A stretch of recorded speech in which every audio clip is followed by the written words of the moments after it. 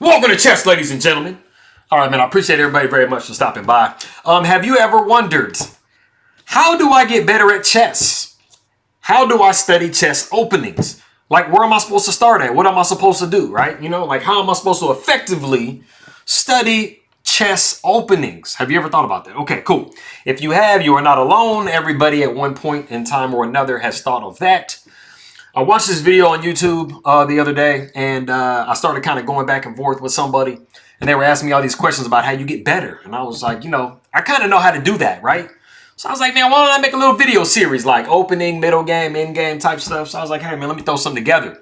So what I'm going to do right now is I'm going to try to give you kind of the best way that I go about like learning and actually truly understanding openings.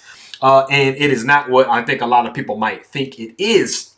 But this is a very verified way that you go about trying to do that.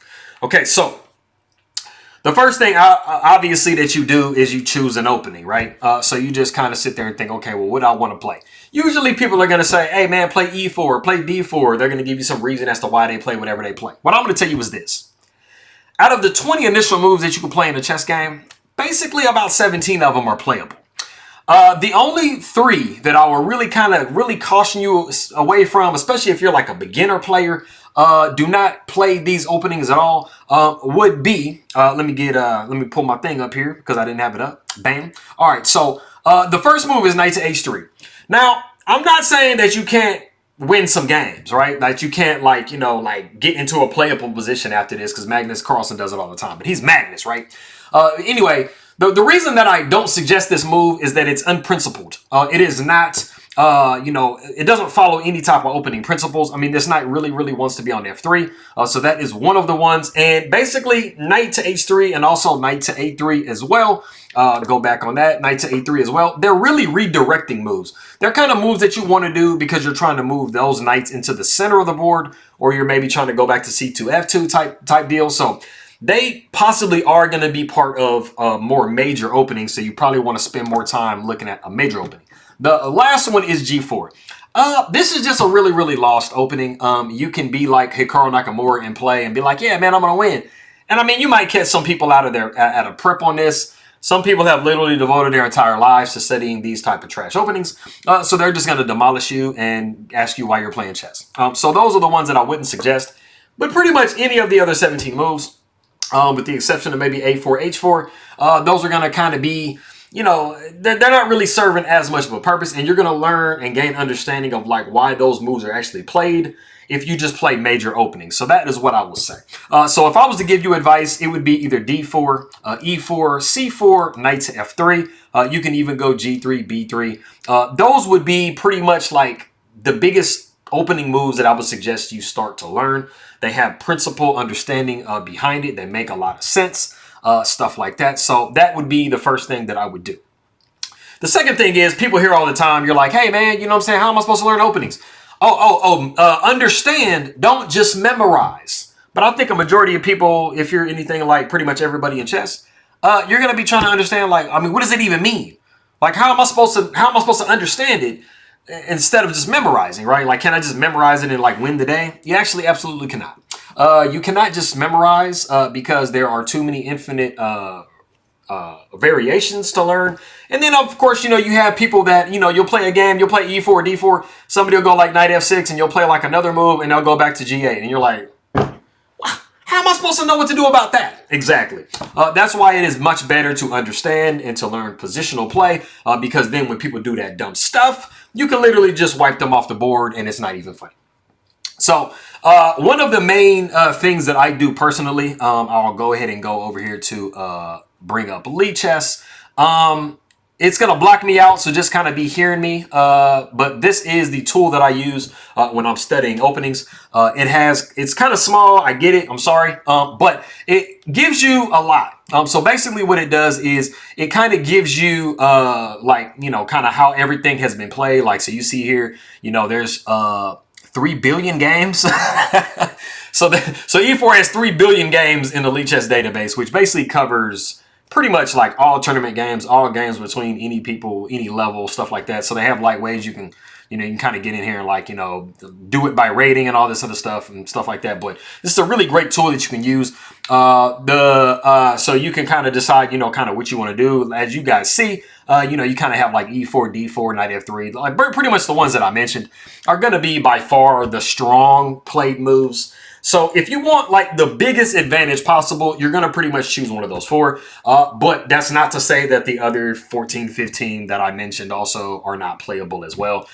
You can get into some good positions and gain understanding of those structures and stuff like that with that as well. But another one of the things that this website does have that I really, really like is as soon as you make a move, it gives you, and you can do this. I mean, you can go to like Wikipedia. You can go to many different like, you know, other websites. You know, you can get books on these types of things. So it kind of gives you understanding. But if you look over here to the left, it basically tells you what the pawn is, you know, what it's called or whatever. You know, it kind of gives you a little bit of history and stuff like that. It kind of goes down more and it starts to give you, you know, understanding of like what is D4 actually doing. You can do the same thing with D4. And then if you click this, read more on Wikibooks, it'll take you to like, you know, the wiki or whatever of, you know, that particular like move itself. So just specifically D4.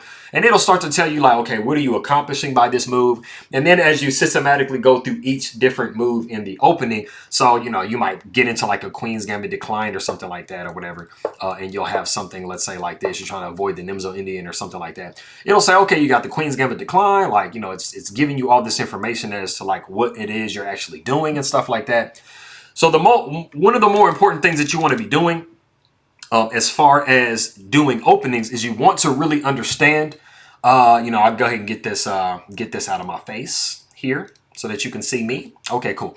So one of the major things that you want to be doing, you know, as far as when you're doing openings is actually understanding. And like I said, I mean, a lot of people, they don't understand what that even means. They don't understand, like, I mean, how am I supposed to understand? Especially if you're using a chess engine, because you're like, I mean, the chess engine just literally calculates and it gives me the best absolute move. And I don't know why. It doesn't explain anything to you. So that is an issue. But like I said before, you got lead chess, you have the explanations and stuff like that on that. And so, you know, what you can do is you can, you know, let's say, for example, you have, I'm going to give you like a pretty good example, I think. Let's say you have, what would we play? Let's play like a London situation or whatever. Let's go ahead and just do something like this, maybe something like this. Maybe a knight to c6. This is just like a basic elementary example. Let's say that, you know, black plays like this. They're like, hey, man, I just want to go over here real quick. And you got like knight to b5, right? Okay, so if you're kind of going systematically, you're trying to gain understanding and understand like exactly what are these moves doing in an opening instead of just memorizing, hey, I played bishop to f4 and then I'm going to call it a day. You know, you would be understanding that, hey, a bishop on f4 is influencing this diagonal right here. It's hitting at a possible d6 pawn. If there is one there, it's hitting a c7 pawn. And then when you see knight to c3 played, you get into this situation right here where, I mean, black kind of hasn't done a lot, you know, to prevent this type of an idea. You know, you want to kind of fork the rook and the king type stuff. So when you understand that, instead of just simply memorizing like, you know, the first 3 or 5 moves and then you don't have no other thoughts of it at all, you're starting to understand, okay, what does a knight on b5 actually do? You know, what kind of squares is it hitting? I mean, you have situations where knight to d6 is a thing. Knight takes on b7, you know, or c7 with the fork. The bishop is supporting. It's hitting this square right here. You know, like what is this pawn? What is a pawn doing on c4? So what you're actually doing, instead of just memorizing strings of moves and, you know, you have no idea what to do as soon as the analysis completely runs out and you're like, well, I've done all my memorization. You've had that happen before. Everybody, I think, has had it when they've literally memorized the line and then the person played a move that they weren't aware of and they had no idea like what to do after that. And they were like, well, I mean, I don't know what move to play now.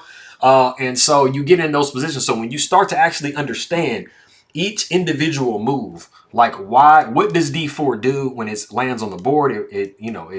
Going back here or whatever at the beginning of the game, it's influencing this square, it's influencing this square. When black plays this, it's influencing these squares.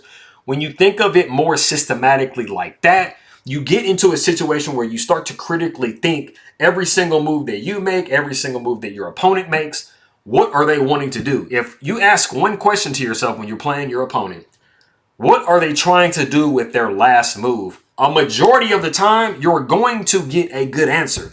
Because it's usually pretty obvious. Like if somebody, play, like let's say they're playing this, let's say they're playing E4 and they're going to play like the little basic, they're going to try to do the scholar's mate, right? And you're playing like, like these moves. Okay, cool. If you don't pay attention, okay, of course you're going to get checkmated. But if you went back, even after you played A6, once this person went here, if you asked yourself, what are they trying to do with that queen move? And if you understand how a queen moves and you understand that it can go here and it can also go here, and then if it goes here, then my king has nowhere to go, then you would come up with an answer of like, hey, okay, well, I need to try to prevent this checkmate that's coming up. And sometimes it's that obvious. Sometimes it's not. You got to try to, use your chess understanding to figure it out. But I think a lot of people go wrong is they look at what a chess engine is saying, like, oh, like I'm +5 or I'm +1. And it's like, oh, yeah, like I'm just automatically winning. But do you know how to win? Like, do you understand, like, why you're that good? So one of the things that you see me do, like when I'm showing a game, is I will say, hey, the engine is telling you that you're +3. And then what I also do is I'll also say, hey, man, this is why I think based on my understanding, this computer is giving you this kind of evaluation. Like, do you have like an unsafe king? Does the opponent have an unsafe king? Like, is it open in the middle of the board? I mean, do you have double bishops? Do you have a bishop and a knight? Like, do you have, are your rooks strong? Are your rooks passive? Like, so there's always going to be understanding that you're going to want to have behind just looking at a computer evaluation. So that is another one of the things that I try to talk about as well. Now, another one of the things that you want to do going into learning openings and even getting into the middle game is understanding patterns. One of the things with understanding openings is, you have situations where, there's like a lot of common traps, that you see, in a particular opening. And it's not specific to that opening, but it's just a common, opening, trap. And I mean, of course, you want to learn how to like avoid those. And you also want to learn how to employ those when you're playing your game. One of those that I will talk about is when you play the French advanced variation, right? So you have this situation here like this. You got knight c6, knight c6, and knight to f3. You got this right here. You got something like this. You got captures. Wait a minute. Isn't that pawn just hanging? Absolutely not. It's not hanging at all. Because after you do this, if you take with your queen, you would be looking at what we call a discover check. The king is checked on a discovery. And there is nothing you can do with your queen to try to block that or influence in any way. And this queen is just going to drop next move no matter what black does. So that is a common opening like trap. So you kind of, you only really get bit by this maybe once or twice. And you're like, dude, I got to figure out what do I do against this trap? This is terrible. But this trap, this isn't the only spot that you'll ever see it in your entire life. This takes on many different forms at many different parts of the game. So when you start to build understanding, you start to learn how to avoid traps, you start to learn tactics and things like that. That's why I was telling people that all goes together.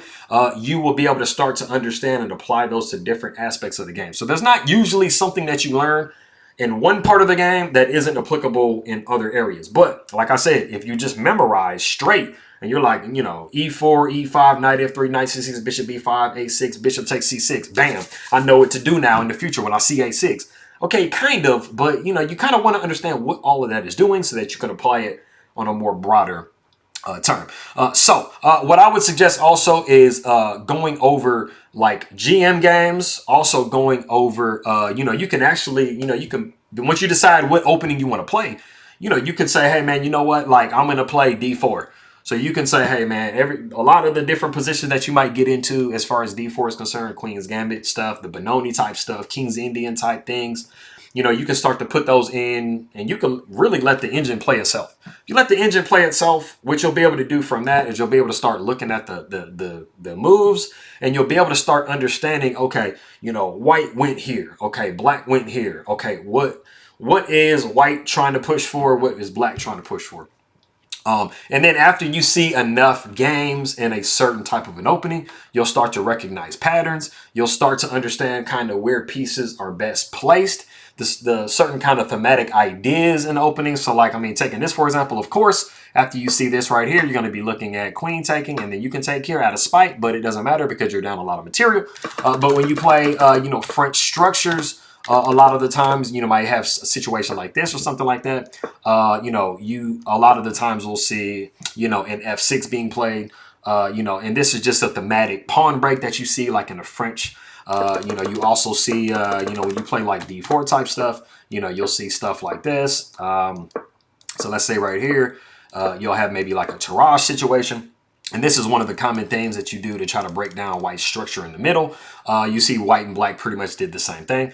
So, I mean, you start to kind of understand things like that, and you'll start to expect moves, and you'll start to understand, okay, why is this specific move played? When you can start to understand that, then you'll be in situations where, instead of you just memorize something and then you get to a point you're like taking 30 minutes on a move because you have no idea what now to do. You have an understanding of like, kind of why all of your initial moves were played and then kind of what you were pushing for. And then you'll be starting to see like, is my opponent preventing what I'm trying to do? And I mean, of course, as the level gets higher, you get that, it gets tougher and tougher. So you got to spend more time on it and stuff like that. But like I said, you can recognize patterns. The last thing that I will say about openings is let's go back to the lead chest that I pulled up. Or no, wait, no. I will just look here. Okay. So usually I use just like Stockfish, and I'll have like Arena. I don't know if you guys have heard of Arena, but it's just like, kind of like, let's say chess based type thing where you like put in, you can start from scratch. You can put in like a specific opening or something like that. When you can look at lead chess, you can look at what it's explaining to you. You're reading on the opening, you're reading on the specific moves you're playing. And I'm talking about move by move.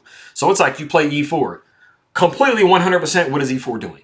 Like, what is it all allowing you to do? And then when you have your opponent play anything, you got like, let's say E4, E5. Okay, white is taking control of these two squares. Black is doing the same thing. You get your bishop out. The queen is able to get out.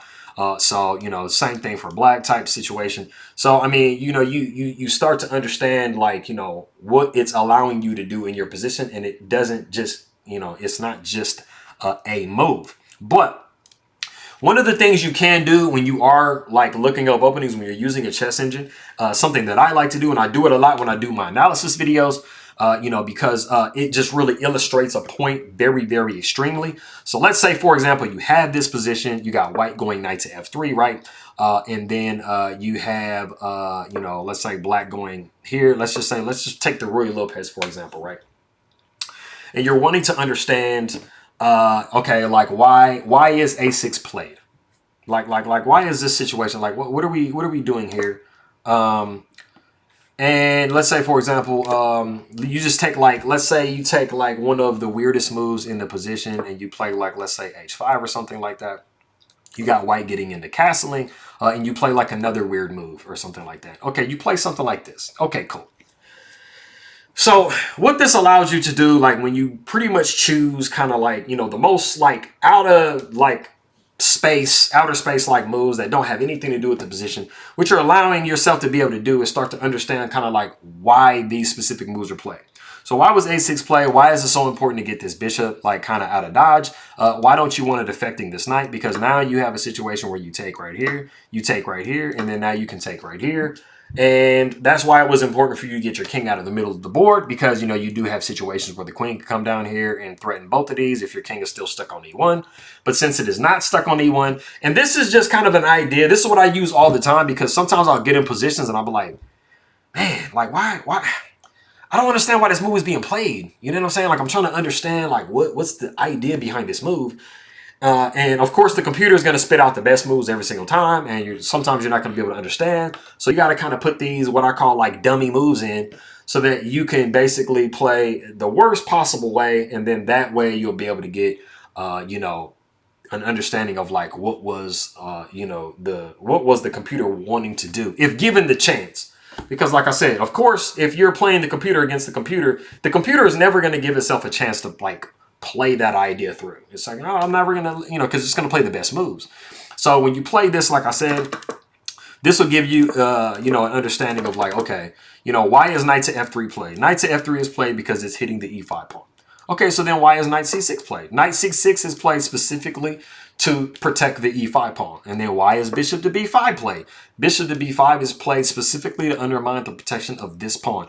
So the thing about it is, like, I mean, it might kind of sound like this is a lot because you're like, man, I never really thought about it like that before. I've just been memorizing and stuff like that. But this is how you have to break down and understand openings. And this is really the same thing you do for like all of chess in general. You always, the biggest question that you ever want to ask when you're playing chess is why. Like, why is this move being played? There's a lot of times when you're playing people and they're just memorizing and they can't even tell you why they're playing a move. Like, you're like, oh, man, you know, you played this right here. Like, you played this, you're playing this. Okay, cool. They're talking about, oh, man, we're playing the Ruy Lopez, man. We're playing the Spanish game and stuff. And you're like, yeah, man, but why did you play Bishop B5? They'll be like, oh, because it was theory.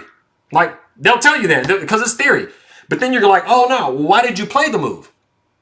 I mean, because it was just theory. Like, I memorized it. Like, they can't even tell you why. Like, they can't tell you that this is influencing this and it's influencing this and you're trying to get that. And it's a systematic approach. And, you know, sometimes D4 will come in and you're trying to open up to, like, all of that stuff is just completely like, no, I don't even know. Of course, it's at the lower levels, but that is how you go about trying to understand and figure out how to play openings, how to, you know, structure openings. And basically what chess is all about. Because yes, you could just say, hey man, this is only relevant to the Ruy Lopez.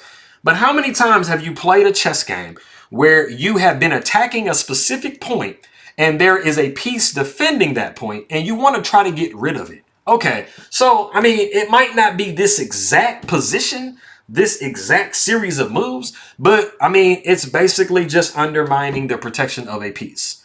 So it could be anything. It could be like a piece hanging over here and it's protected by a certain piece and you want to deflect the piece away from the protection of that piece. What is one of mine that I have? I can't think of it 100%. But there are often times where you'll capture a piece and deflect the piece away and then you get a piece, you gain a pawn in a situation. So you have to break chess down to its most basic level, so that you can build on those basics and then continue to take steps higher and higher. So when you want to get to the advanced levels of anything, you have to start from literally, how does a bishop move?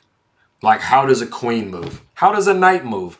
How does a pawn move? What is en passant? Because a lot of people think en passant is cheating. I moved my pawn and then he moved his pawn and it's cheating. And they'll complain and they'll contact chess.com and say, hey man, this person cheated. Like, I'm reporting them. So you have to learn the most basic elementary stuff so that you can use that as a step to get to the next step and then get to the next step. So it might kind of seem like, hey man, I'm doing a whole lot. But in my files, like when I'm studying openings, I'm not interested in just memorizing the move sequence and saying, hey, whatever. I'm interested in literally every single one of these moves. I can explain now at this point why each and every single move is made in the game. A3, A4, B3, B4, like every single pawn move at any stage of the game, I can tell you, oh, I can see why that pawn was moved. So you can even take the engine away and you can look and say, hey man, I understand why this move was made. Like, so when you understand that, then you know every single place when you're playing in a chess game where it can be applicable at a glance. You can like, oh man, I understand why that's being made right there at a glance. Like, you don't have to give me a computer evaluation. I know that's good. And that's how Magnus and that's how Wesley and that's how all these players literally just go. They're not really using the computer as much. They're just saying, hey man, based on my intuition and my feeling, this is why I played this in this position right here. And that's when you transcend studying, memorizing with the chess engine and you get really, really good. So like I said, I don't think I really left anything out. But like I said, you want to go through and you want to truly try to understand, the game, why each and every single move is played, because there is always a reason bishop to c4 is played or bishop to c5 is played. There's always a reason for that. You know, there's reasons for every single move in the game of chess. If I was to tell people like the best way to possibly get better at the very, very, very beginning, the first thing I would tell them to do is start to do a little bit of tactics, start to do in games initially, and just really just kind of focus on, when you're at like the lower levels, say like 1,000, like 800, like lower than that. I mean, you're having, usually people are blundering like really, really badly. They're just hanging pieces out of nowhere. So if you can get really good at not hanging pieces, like blunder checking, making sure you're not just blowing pieces, then you can pretty much transcend and get up to like 1,000, 1,200 just based off of that. So another thing that I'll tell you guys is try to, play some games, do a little bit of study. Try to identify your weakest part of your game.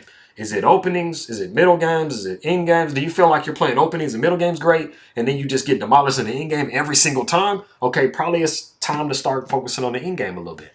Do you feel like you blunder pieces out of the clear blue, like they just drop off the board out of the sky? Like, I mean, start focusing on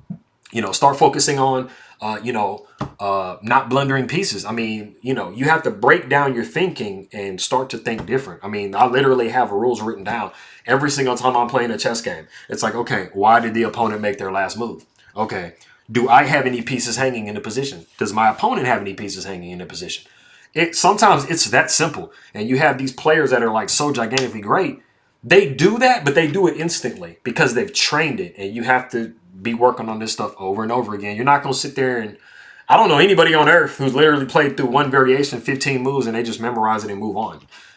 You have to, the repetition is how you get, really, really great at these things. So I know I've been long-winded. I've talked enough. I don't know. I'm probably going to get like 3 views on this video. Maybe there's some people out there that might be really interested in how to, play openings. I figure what I'll do is I'll make, I'll make a video on openings. I'll make one on the middle game, make one on the end game. I mean, just random stuff that I think of. I definitely have probably 100 books of chess that I could suggest to people and stuff like that on different phases of the game and how to get better and stuff like that. So today, with Wikipedia, with Lichess, with Chess24, with all these different websites, and I mean, a lot of this stuff is free. So it's like you can pay to have like the extra memberships on different places and stuff like that. But if you go to Wikipedia, if you go to WikiCommons, if you go to you just go to any chess website, you just go to YouTube. I mean, like there's this video, there's millions of videos probably on YouTube, of how to do each and every individual thing. Only thing I will say is this. You want to make sure that if you do learn some stuff, right, you kind of double and triple check it. Make sure that a lot of people are saying the same thing. If you pretty much come across everybody saying the same thing, it's probably good. You're going to have those people out there. That's what you got to be careful about. You got some people out there that are going to tell you the wrong thing just because they want to tell you the wrong thing. They want to tell you, hey, man, play these Gambit openings, which I'm not saying there's nothing wrong with Gambit openings. Like, I mean, you can play Gambit openings if you want to. Like, take you back to the first thing I said is choose your opening. You could very easily play like this gambit or that gambit or whatever. I mean, maybe you might get some good games. It might kind of hinder your development a little bit because you're putting all your marbles on tricks and traps and stuff. And then when that stuff doesn't work out, now you don't have anything because you don't have true chess understanding. So you definitely do want to start. If I was to give you my advice, you definitely do want to start at the best possible openings, the best possible defenses, Sicilian, French defense, Queen's Gambit decline type stuff, just straight D4, D5, just like the strongest possible stuff so that you can understand how chess is truly played. And then once you build understanding, maybe you can start taking a little bit of side steps, stuff like that. And the last thing I will mention, I was here on Lichess. The last thing I will mention before I get going, like I said, I figured I'd just make a complete video. This is pretty thorough, I feel like. I mean, if you got any questions, man, feel free. But here is this situation right here. On the right here, you see, you have the percentages and stuff like that, like how many games have been played, how much, white has won, how much times black has won. Let me go ahead and do this. Yeah, so this is like the percentage that white has won, black has won, and then draws and stuff like that in the middle here. So sometimes what you want to do is instead of just playing like the absolute main moves because they're going to be like really, really known, there are times where there are very, very solid moves that you can play that aren't the absolute best move that you can start to kind of sidestep mainline theory. So let's say, for example, you got like D4, the top move is D5, you got C4, you got E6, okay, you got knight to C3, you got knight F6. And then as white, you have a couple of options, right? So you got knight f3, you got bishop g5, pawn takes d5, e3, and you're looking like, kind of down the list. You're like, all right, so you got some of these different, some of these different moves. And I mean, let's say you get down here. I mean, I don't really, play this way myself. So I mean, but you might come down here and say, hey man, e4, like, e4 is an idea. And that takes you from, let's say, 16 million games that have been played to, 567,000. So now you sidestep some theory. Is it good? Maybe not. I would say use the chess engine to try to kind of see, like, if this is something legitimate that you want to try to do. It's a risk that you want to take, just to sidestep theory. I will say that there is sometimes a benefit to sidestepping the absolute main lines, because a lot of times people might not fully know, those lines as much. So, you can kind of get into more rare waters, and the people might not know what to do because they haven't seen those kinds of positions before. So, I mean, that is kind of what using databases are for, stuff like that. So, I mean, yeah, 30 minutes. I mean, it's the longest video I've ever made in my life, I think. No, I mean, I made some other videos like when I played or whatever, but, maybe some people, I mean, you might want to, kind of see what all is in it, man.